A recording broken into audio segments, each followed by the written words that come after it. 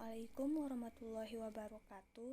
Saya Chelsea Dinda Utami dari Lokal 3C akan menjelaskan tentang perbedaan, kelebihan dan kekurangan dari 3 perbandingan proses kebijakan publik. Proses kebijakan publik yang pertama yaitu menurut William Dam. Yang pertama ada penyusunan agenda. Agenda setting yaitu sebuah fase dan proses yang sangat strategis dalam realitas kebijakan publik.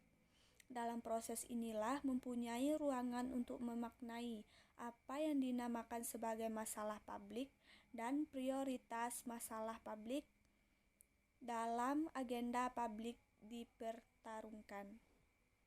Bila sebuah isu sukses mendapatkan status sebagai masalah publik dan mendapatkan prioritas dalam agenda publik, karenanya isu tersebut berhak mendapatkan alokasi sumber daya publik yang semakin daripada isu lain. Dalam agenda setting juga sangat penting untuk menentukan suatu isu publik yang akan diangkat dalam suatu agenda pemerintah. Isu kebijakan atau policy issues sering dinamakan juga sebagai masalah kebijakan atau policy problem. Policy issues kebanyakan muncul karena telah terjadi silang pendapat di sela para aktor mengenai arah tindakan yang telah atau akan ditempuh atau pertentangan perbandingan mengenai karakter permasalahan tersebut. Menurut William Dam pada tahun 1990, isu kebijakan adalah produk atau fungsi dari demikianlah keadaan perdebatan patut tentang ciri utama, rincian penjelasan maupun penilaian atas suatu masalah tertentu. Namun, tidak semua isu dapat masuk menjadi suatu agenda kebijakan. Yang kedua ada formulasi kebijakan. Masalah yang sudah masuk dalam agenda kebijakan kemudian dibahas oleh para pembuat kebijakan. Masalah-masalah tadi diartikan untuk kemudian dicari pemecahan masalah yang terbaik. Pemecahan masalah tersebut berasal dari beragam alternatif atau pilihan kebijakan yang telah tersedia. Sama halnya dengan perjuangan suatu masalah untuk masuk dalam agenda kebijakan. Dalam tahap perumusan kebijakan masing-masing alternatif bersaingan untuk dapat dipilih sebagai kebijakan yang diambil untuk memecahkan masalah. Dan yang ketiga ada adopsi atau legitimasi kebijakan. Menurut William Dam ini, tujuan legitimasi yaitu untuk memberikan otoritasi pada proses dasar pemerintahan. Bila tindakan legitimasi dalam suatu masyarakat diatur oleh kedaulatan rakyat, warga negara akan mengikuti arahan pemerintah. Namun, warga negara harus percaya bahwa tindakan pemerintah yang sah dukungan untuk rezim cenderung berdifusi cadangan dari sikap patut dan niat patut terhadap tindakan pemerintah yang menolong bagian mentolerir pemerintah dinonansi. Dan yang kelima ada penilaian atau evaluasi kebijakan.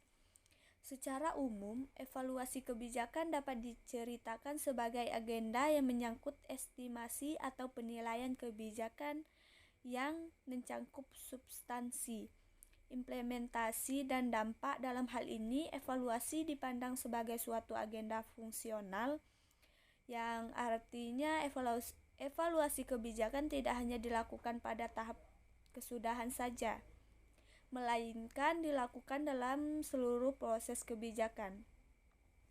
Dengan demikian, evaluasi kebijakan dapat mencakup tahap perumusan masalah-masalah kebijakan, program-program yang diusulkan untuk menyelesaikan masalah kebijakan, implementasi maupun tahap dampak kebijakan. Adapun kelebihan dari William Dam ini, yang pertama adanya tujuan yang jelas dan konsisten.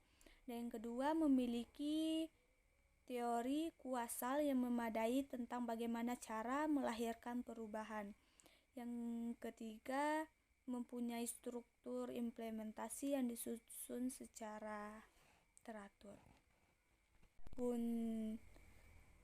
kekurangan dari William Dam ini, yang pertama ada komunikasi, yang kedua sumber daya, yang ketiga disposisi dan struktur birokrasi. Yang kedua itu ada menurut Ripley. Menurut pandangan Ripley, bahwa tahapan kebijakan publik terdiri dari yang pertama ada penyusunan agenda kebijakan, yang kedua formulasi dan legitimasi kebijakan, 3 implementasi kebijakan, dan 4 evaluasi terhadap implementasi, kinerja dan dampak kebijakan dalam tahap penyusunan agenda kebijakan.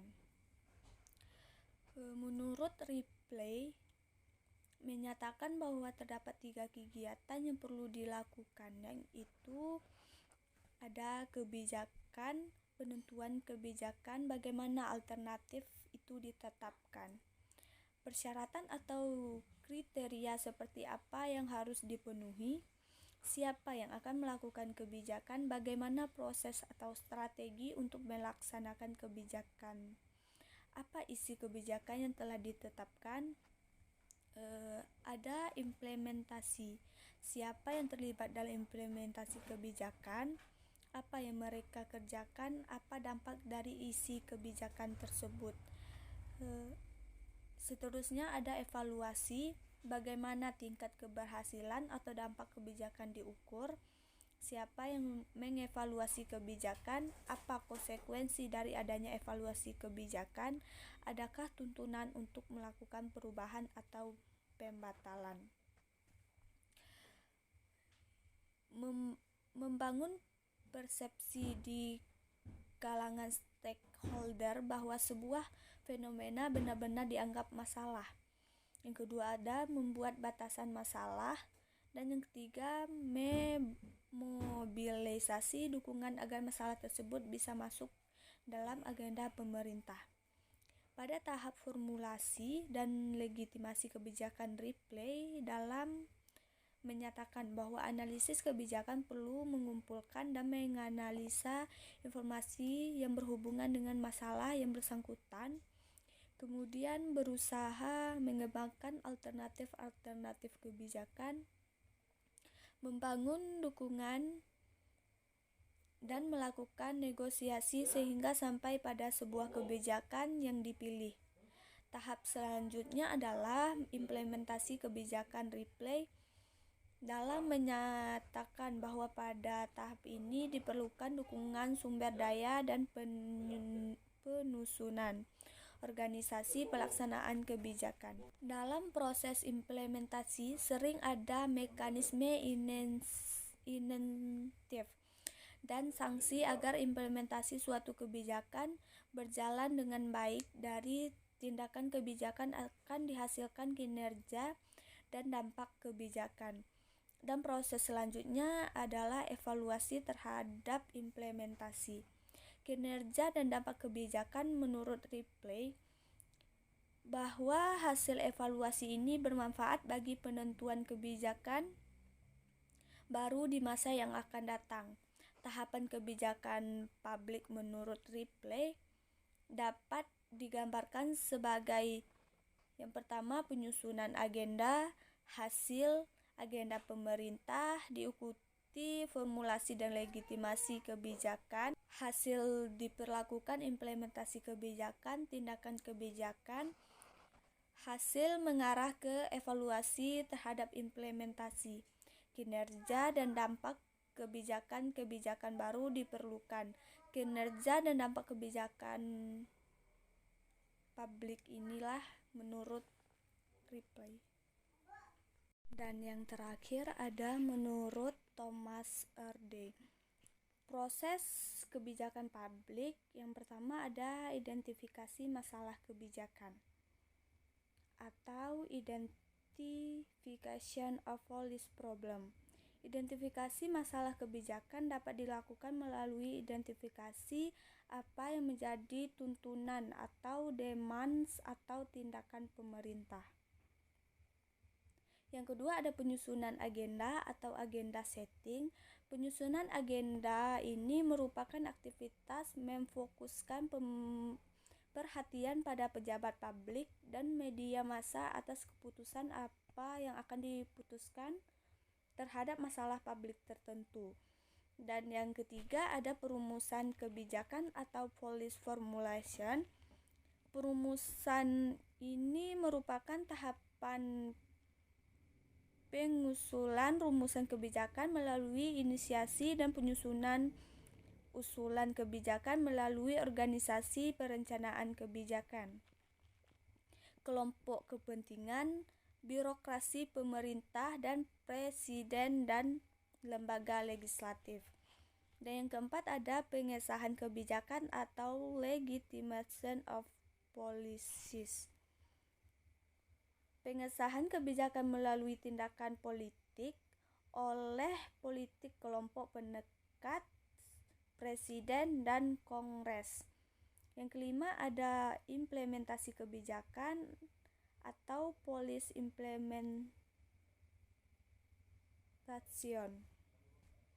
Implementasi kebijakan dilakukan melalui birokrasi, anggaran publik, dan aktivitas agen eksekutif yang terorganisasi. Dan yang terakhir ada evaluasi kebijakan atau policy evaluation. Evaluasi kebijakan dilakukan oleh lembaga pemerintah sendiri, konsultan di luar pemerintah, pers, dan masyarakat publik.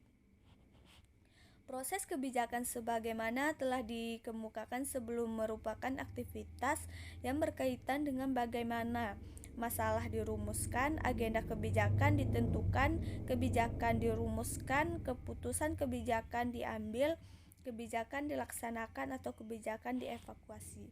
Sekian penjelasan dari saya tutup dengan wassalamualaikum warahmatullahi wabarakatuh.